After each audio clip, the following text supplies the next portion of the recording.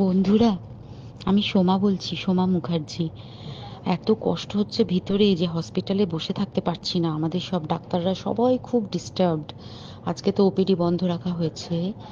তোরা জানিস সমস্ত ঘটনা শুনলাম, যা যা মানে সত্যিকারের ঘটনা, যেটা আরজি করের ভিতরের যে ডাক্তার তারা তাদের বন্ধু বান্ধব মারফত এটা ছড়িয়ে মানে এসছে আমাদের কাছে।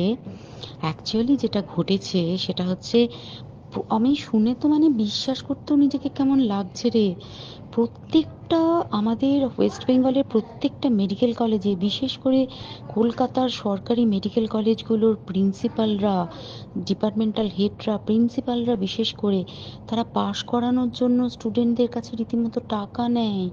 যেসব স্টুডেন্টরা, ইন্টার্নরা, পিজিটিরা, যারা ভালো করে ক্লাস করে না বা থিসিস তারা জমা দেবে, পিজিতে তো থিসিস জমা দিতে হয়, তো যারা MBBS final year final pass করবে না সাপ্লি পাইয়ে দেবে, ইন্টার্নের কমপ্লিশন দেবে না, ইন্টার্ন হওয়ার পর কমপ্লিশন না দিলে তারা রেজিস্ট্রেশন নাম্বার পাবে না, এই সমস্ত ভয় দেখিয়ে টাকা পয়সা নেয়। সমস্ত জায়গাতেই এটা আছে।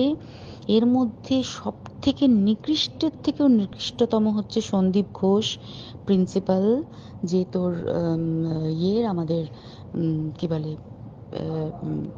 আরজিকর মেডিকেল কলেজে।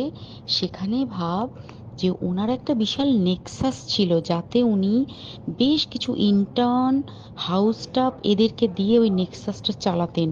তারা ওখানে একটা সেক্স র্যাকেট চালাতো, তারা একটা ড্রাগ র্যাকেট চালাতো। ড্রাগ র্যাকেট মানে ওই যে ওটাতে বলেছে না, ড্রাগ মানে শুধু ওই হেরোইন আর ব্রাউন সুগারের ড্রাগ খাওয়া বা মদ খাওয়া নয়। ড্রাগ মানে হচ্ছে যে কম দামি, কম টাকায় যে ওষুধ পাওয়া যায়, যে ওষুধ, ওষুধ না জল ভগবান জানে, সেই ওষুধের মানে কোটি কোটি টাকায় যে টেন্ডার বেরোতো, সেই ওষুধ নিয়ে ওষুধ কোম্পানিগুলোর কাছ থেকে কোটি কোটি টাকা, সেই সমস্ত টাকার একটা বড় অংশ যেত পার্টি ফান্ডে। বুঝতেই পারছিস তাহলে। সেই জন্য পার্টির একদমই কাছের উনি, পার্টির মানে একদম খোদ মানে ওপর লেভেলের একদম আসল জায়গাকার কাছে। তো এবার উনি এই যে নেক্সাসটা চালাতেন, তাতে রীতিমতো কোন ইন্টার্নকে উনি পাশ করাবেন, কোন পিজিটিকে উনি থিসিস কমপ্লিট করাবেন, সেগুলো সব ভয় দেখিয়ে টাকা নিতেন। আর তার হয়ে কাজ করতো ওই ইন্টার্ন হাউস স্টাফের একটা পুরো বড় নেক্সাস।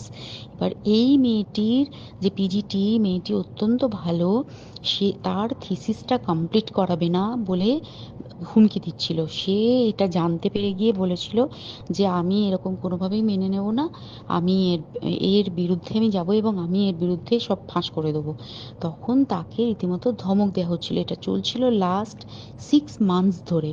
6 মাস ধরে তাকে হুমকি দেওয়া, তার প্রতি মানে বেশি বেশি প্রথমের দিকে কি করছিল, অত্যাচার করছিল। মানে কিরকম, বেশি বেশি করে নাইট ডিউটি দিচ্ছে, at a stress 36 hours duty, বেশি বেশি করে নাইট, বেশি বেশি করে খাটানো। এবং এগুলো সব জানে ডিপার্টমেন্টাল হেড, চেস্টের যে ডিপার্টমেন্টাল হেড সেও জানে, সিনিয়র পিজিটিরা সবাই জানে। প্রিন্সিপালের নির্দেশেই হচ্ছে এবং ওনার নেক্সাসের ছেলেমেয়েরাই কাজ করছে। তারা 6 মাস ধরে এটা করেছে। করার পরেও যখন ওকে আটকাতে পারেনি, তখন কি করেছে, ওই দিনকে ওরা ঠিক করেছে, যে দিনটাতে এই ঘটনাটা ঘটেছে, সেদিন কতখানি প্ল্যান্ড এবং গট আপ গেম দেখ। সেই দিন ওই ঘরে, ওই সেমিনার রুমে প্রত্যেক দিনই চারতলার আরো অনেকেই যারা সিনিয়র পিজিটি বা জুনিয়র পিজিটি, তারা কিন্তু বিশ্রাম নিতে যেত, অনেকেই ওই ঘরে যেত। সেই দিনকে ও একা, ওকে বলেছে তুমি ঘুমিয়ে পড়ো, ওকে একা রেখে এসেছে। বাকিরা কাউকে যেতে দেয়নি, বলেছে ওই ঘরে আজকে ঘটনা ঘটছে, মানে কাজ হচ্ছে, ওই ঘরে কেউ যাবে না। ওই ঘরে সেই দিনকে ওর সাথে যখন খাওয়া দাওয়া করেছে বাকি 4 জন, সেই 4 জনের মধ্যে একটি মেয়ে পর্যন্ত ছিল। সে কিরকম মেয়ে চিন্তা কর। এরা ডাক্তার না জানোয়ার জানি না, আমি জানোয়ার বললেও জানোয়ারদের অপমান করা হয়, কারণ জানোয়ার সমাজে এরকম কাজ হয় না। তো ডাক্তার না কি আমি বলতে পারবো না। সেই ইন্টার্ন মেয়েটি আরেকটি ইন্টার্নের গার্লফ্রেন্ড। তো তার সাথে ওই পিজিটি মেয়েটি প্রচুর ঝগড়া হয়েছে। ঝগড়া হওয়ার পরে তারা তো হুমকি টুমকি দিয়ে চলে গেছে, দিয়ে তারপর বলেছে তুমি ঘুমো। এবার ও তো আর জানে না, ভালো মনে শুতে এসেছে।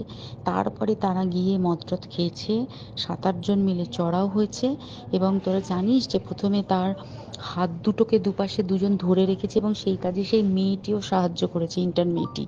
2 জন ওকে পা দুটোকে টেনে জরাসন্ধের মতো ছিঁড়ে ফেলেছে, মানে ছেঁড়ার মতো করে টেনেছে, যাতে পেলভিক বোন ভেঙেছে, কলার বোন ভেঙেছে। মানে কি বিপর্যস্ত মানে বিধ্বস্ত, কি নৃশংস অত্যাচার করেছে। ওকে উল্টো দিক করে শুইয়েছে, পিঠের ওপর দিয়ে বুট পরে হেঁটে গেছে, মাথাটাকে এমন থেঁতলেছে যে মানে স্কাল ফাল রাপচার হয়েছে। এই সমস্ত করার পরে শ্বাসরোধ করে তাকে মেরেছে। মেরে তারপরে আরো যেটা আরো ভয়ঙ্কর, যে একটা মৃত মানুষকে মিনিমাম ডিগনিটি দিতে জানে না, তারা নিচে এসে দেখেছে ওই সঞ্জয় তখন বসে মদ খাচ্ছিল অন্য আরো গ্রুপ ডি স্টাফদের সাথে। সঞ্জয় ছেলেটা হচ্ছে তার কাটা সঞ্জয় বলতো ওরা, ওকে বলে ফল গাই। মানে ওর একটু ওইসব আলুর দোষ আছে, ও যত্রতত্র যখন তখন প্রস্টিটিউট এলাকায় যায়।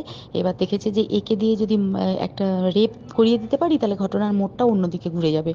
এইবার ওকে বলেছে, যা সেমিনার রুমে তোর জন্য রেখে এসেছি, যা তুই এবার গিয়ে কাজ করে দিয়ে আয়। ও এসে ওই ডেড বডিকে রেপ করেছে যাতে তার ভ্যাজাইনাতে সিমেন্ট পাওয়া যায়। তো এবার এই হচ্ছে, প্লিজ আমি নাম করে ফেললাম সব কিছুই। কতজন আমি যে নামগুলো পাঠিয়েছি এই সব ডাক্তাররা, এরা সব জড়িত জানিস। কিন্তু কেউ কোনো প্রমাণ নেই, প্রমাণ লোপাটের জন্য সেদিনকে ওই ইন্টার্ন এবং ডাক্তাররা যে ওইখানের যে বাথরুমটাতে হাত পা ধুয়েছে, রক্ত ধুয়েছে, সেইটাকে সাত তাড়াতাড়ি প্রমাণ লোপাটের জন্য ওই দেওয়ালকে ভেঙে দিয়ে তার মানে ওই বাথরুমের জায়গাটাকেই ভাঙতে হচ্ছে ওদের। ওখানে নাকি ওরা রুম বানাবে, কালকে দেখেছিস তোরা খবরে। আর বেশি বলতে পারছি না, মানে তোরা তো সবাই প্রোটেস্ট করিস, আমরা তো আমাদের দিক থেকে করছি, কিন্তু কিছুই হবে না, এই পোড়া দেশে কিছুই হবার নেই, শুধু ভেতরে ভেতরে গুমড়ে গুমড়ে কষ্ট পাওয়া। আর আগামী প্রজন্মের যে ডাক্তাররা বেরোবে, তারা যে ইন্টার্ন বা পিজিটি বা এই যাদের কাছে আমরা যাব ভবিষ্যতে, তারা কি ডাক্তার না কি আমি জানি না, কি নিয়ে তাদের কাছে আমরা যাব আর কি করেই বা আমাদের পরের প্রজন্মকে আমরা সুরক্ষিত রাখবো।